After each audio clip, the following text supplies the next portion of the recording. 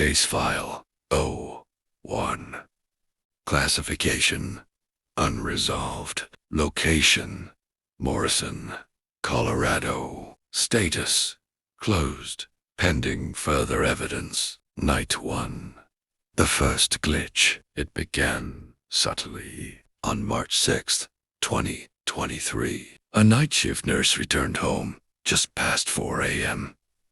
The house was quiet, almost unnaturally so. The faint hum of the refrigerator, the distant tick of a clock, everything seemed sharper, as though the silence itself was listening. Her slippers whispered across the wooden floor as she moved down the hall toward the bathroom. Each step echoed softly, fading quickly, leaving the oppressive quiet behind her. She paused at the doorway. In the mirror, her reflection stared back, exactly as it should, but there was a fraction of a second. A hesitation. Her reflection blinked slightly after she did. She blinked again. Nothing. She shook her head. Fatigue. The long hours at the hospital were catching up with her. She brushed her teeth slowly, every movement deliberate. She washed her face, feeling the cold water drip down her wrists, but the delay seemed gone. Still, she lingered a moment longer, staring into her own eyes. Something in them looked distant, hollow, almost like she was watching herself through someone else's eyes. She went to bed, telling herself she had imagined it. Night 2. Tiny deviations. The next night, she returned to the bathroom at exactly 4:15 a.m. She lingered in front of the mirror, unsure why she was drawn there. A subtle dread coiled in her stomach. The reflection did something odd again. It raised an eyebrow milliseconds after she did. She froze.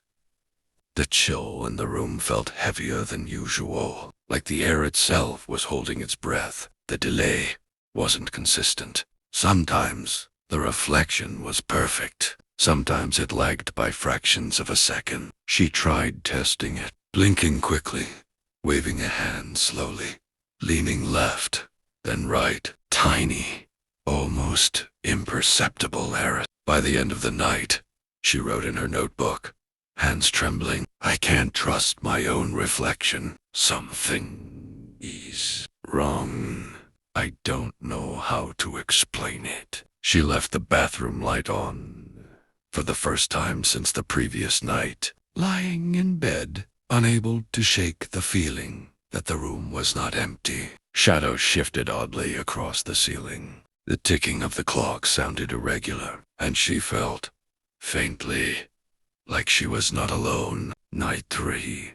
Awareness. Sleep was restless. Every reflective surface in the house seemed wrong. Spoon, window, on-screen. All glimpses of herself seemed slightly delayed, slightly wrong. Sometimes she felt that whatever she had seen in the mirror followed her, but never fully revealed. In the bathroom, she stood before the mirror longer than before. The reflection's movements began to lag more noticeably. A tilt to the head, a shift in posture, a blink each trailing behind her. For the first time, Cephalphia, a creeping, almost physical presence in the room. Her fingers brushed the sink edge, and she recoiled, as if something unseen had brushed back. She whispered into the air, "It's just a trick," but her voice sounded too loud, too present, as if even her own words were being listened to. Night 4.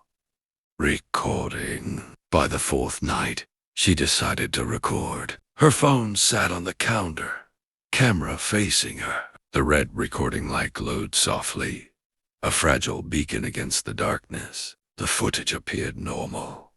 Everything matched. Moments where her reflection had moved independently. She watched the recording repeatedly, trying to ration. Each playback brought more unease. The reflection in the eyes seemed different, calculating, focused, watching not just her, but something else behind her. Her journal notes grew frantic. It does not follow me.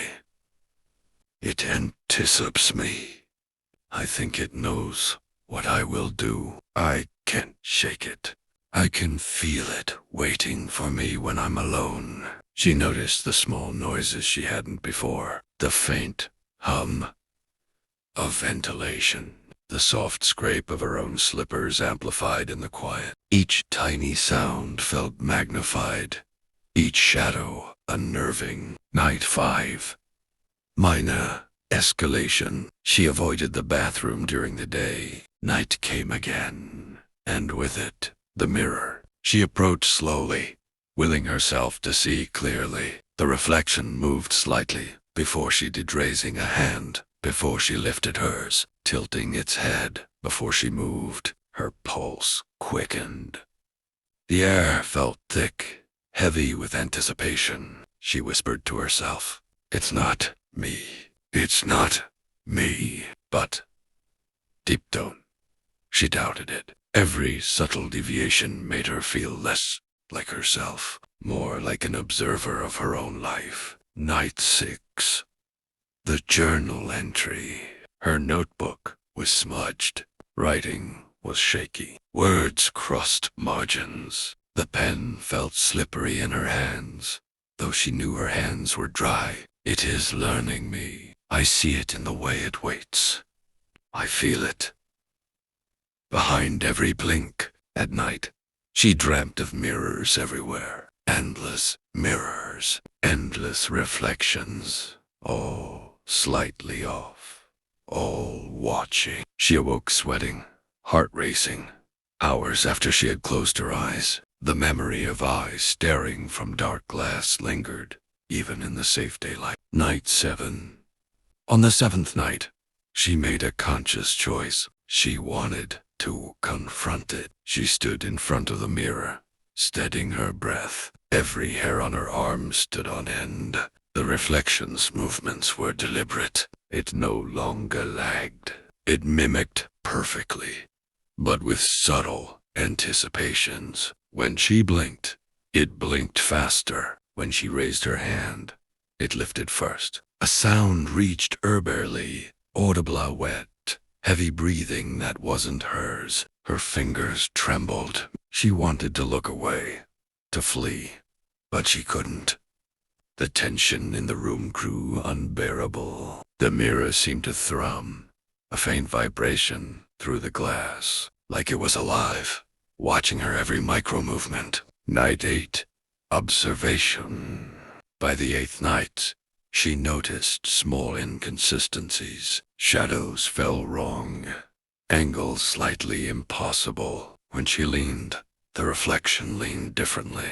When she crouched, the reflection seemed to hesitate. She recorded her voice while narrating aloud, describing what she saw. The reflection followed, but occasionally moved differently, creating subtle distortions. She whispered into the camera, "It is learning, watching, waiting for me to stop." The sound of her own voice felt alien, almost as if it were being echoed back from behind the glass. Slightly delayed, her heartbeat drummed in her ears, loud enough to drown out the hum of the refrigerator. Night 9. The fatal mistake. The 9th night was the last. She stepped closer, reaching toward the mirror. Her fingertip met cold glass, but the reflection did not. It pressed its palm from the other side. Slowly, intentionally, her heart slammed. She froze. A breath wet, heavy filled the room. Not hers.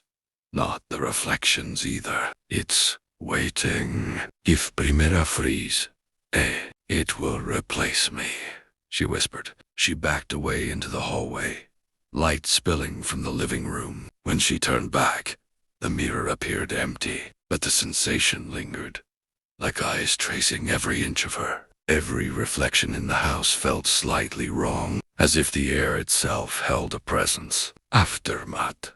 Aftermath. Authorities later found her house undisturbed. The notebook remained open on the counter, the last entry smudged. "I am beginning to doubt which of us is real." Neighbors reported seeing her leave once that morning, but she never returned. The mirror stands as it always did. Clean. Yet anyone who glances at it for more than a moment reports a slight unease, and sometimes they swear it moves just a fraction of a second after they do.